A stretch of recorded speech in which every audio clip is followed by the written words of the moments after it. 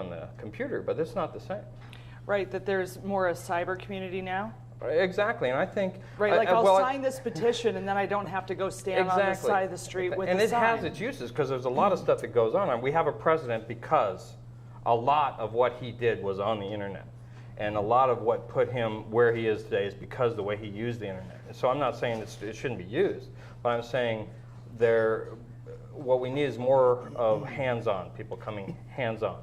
And people like myself, who's willing to come out and say, listen, I disagree with probably a lot of what most people in this room think, but I'm willing to come out here and shoot the bull about it. Well, it's interesting you brought that up, because I think that we have gone around a corner since the election of President Obama. And I know you probably don't like it when I say President Obama. I voted for President Obama. I know you did. Well, look what your alternative was. Was it hair and unbalanced? I think is what they've, anyway. You don't mind that I made a note on my hand? Not at all, but you're not there yet. It says liberals suck. Yeah. I have to write that down so I can remember it. Right. So the fact, the last year has really, I think we've taken a turn. And not that people didn't disagree with each other. I think that they certainly did under the Bush administration.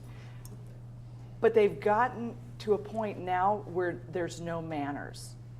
And you and I have had conversations. We're completely politically opposed, but we've had conversations. I've had full panels of Republicans on this show before, and we've been able to have a civilized discussion. This isn't something that's happening everywhere right now, and I'm not sure what it is. Kent, do you have any idea what changed? Was it what was it other than the fact that someone with the middle name Hussein? And by the way, the reason an African-American guy with a middle name Hussein was elected was because Bush was just that bad. Yes. That's why. So go ahead. Applause for that one. Totally agree. The point being, I'd like to back us all up to the moment that, yes, I was very pleased to vote for change in President Obama. I'm colorblind. I vote for change. And God knows we need it. Continuing to need it, and he's trying his best.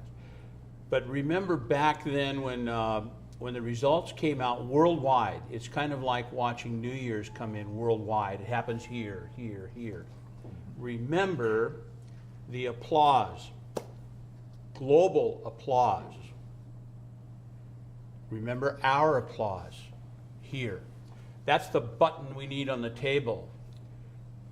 That's who our president represents. He represents all of us who felt very pleased, and that's an understatement, that he was elected and for change. Now, what's happened in the process here, this most recent activity in the vote no and this leftover Bushies, or whatever they are. I think they call themselves tea baggers. Yeah, Republicans. Yeah.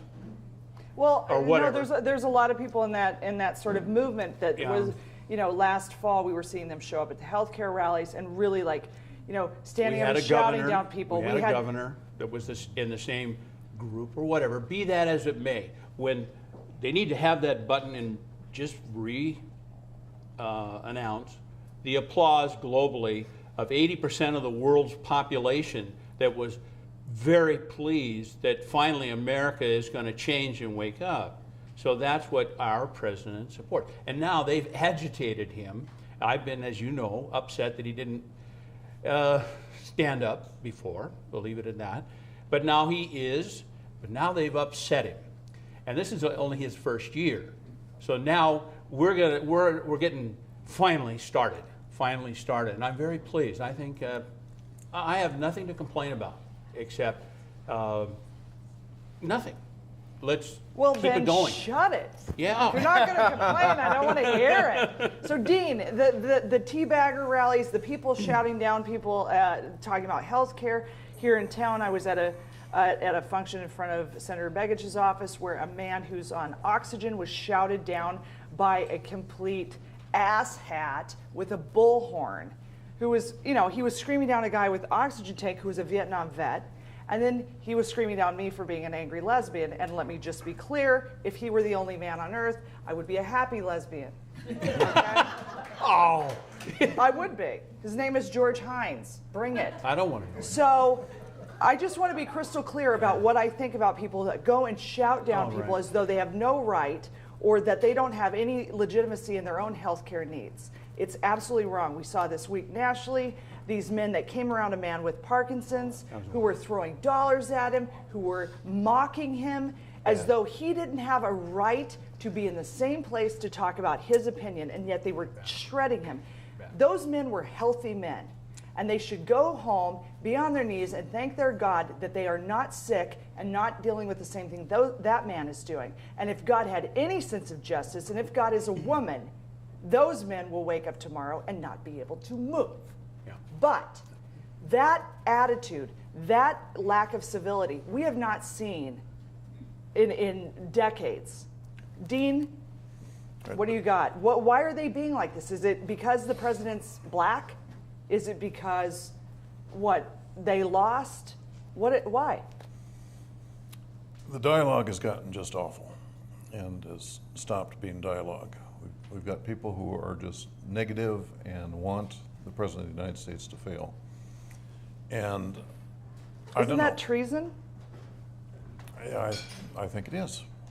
I don't know what we can do about it, and I really don't know where that emotion comes from. The system we have is designed so that the minority in Congress can try to influence the majority and sway the laws a little bit towards their point of view, Right, keep it in the middle. but they're supposed to be working together to run this country.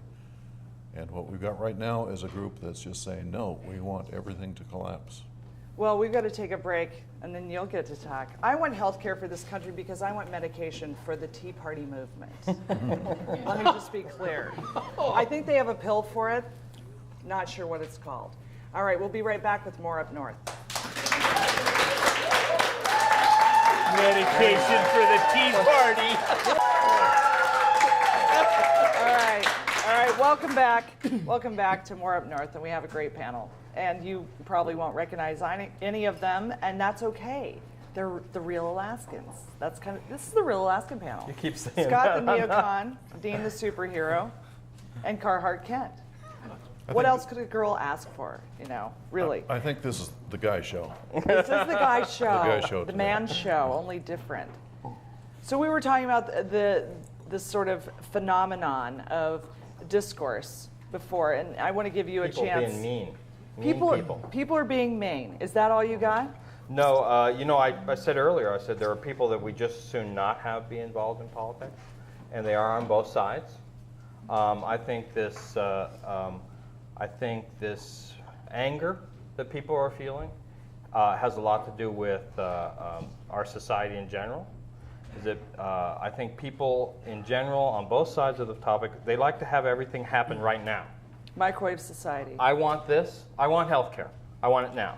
So the left is mad because they're not getting health care now. The right, I want my freedom. I want to be able to do as I choose, and I want it now. They're angry because they think President Obama is going to take that away from them. And maybe he is. We don't know. We'll see what happens. But I think it really is, a lot of it is just anger at not being able to get what you want right now. I have 3 children. I see it all the time. I bet you do. You got 3 girls, See as it I all the time. I understand. have 3 daughters. I see it all the time. Well, when you bring that up, that people are angry, I want to switch this a little bit, but I don't think it's that far off of the topic. Right now in Alaska, about 85-90% of what we have in the state coffers, our dividend, everything is from oil. Okay, it's not a secret. We're like the Beverly Hillbillies. I love oil. Big, right? So, and we all, drive cars. People have their snow machines. People have their chainsaws. Okay, maybe I'm just talking about me. It's all right. I think every girl should have a Husqvarna tattoo. But, there's this love-hate relationship for a lot of people in the state about oil. 85% of our revenue comes from it, but at the same time, so do the legislators in our prisons. We've got Bill Allen sitting in jail right now. We've seen trial after trial after trial. We've seen them come in and, buy up people. We get these really ridiculous commercials all the time telling us with, you know, they're not really about oil, they're really about, I don't know, moonbeams Caribou. and flowers and caribou. And it's like, well, no, maybe not. The Exxon oil spill. Alaskans were kept in court for over 20 years. We were paid 10 cents on the dollar after thousands of people had died before they got their settlements. There were promises made, promises broken. There are spills. Sometimes they're cleaned up. Certainly the Exxon Valdez spill wasn't. How do we deal with this love, hate? This is like, I feel like whenever I saw the Iditarod coverage, and it was like, ExxonMobil brings you climate change and the Iditarod, and as long as we've got snow, we'll buy it. And I'm watching this and seeing this dichotomy happen, and I'm thinking, you know, I feel like I'm in this weird, I'm married to somebody who beats me.